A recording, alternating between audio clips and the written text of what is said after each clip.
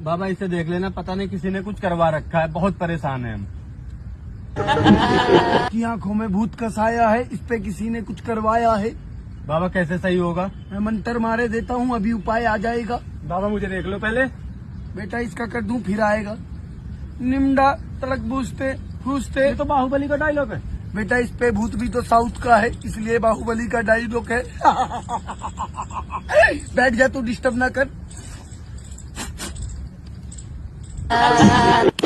क्या करता है ये साला, पागल है क्या? बाबा यही दिक्कत है, यही दिक्कत है। बाबा ये तो तेरे नाम वाला पागल है।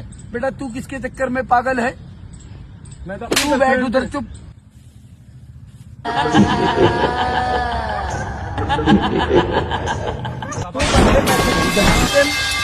तुझे बड़ी दिक्कत है साहब। कभी तुझे तकलीफ हो रही है?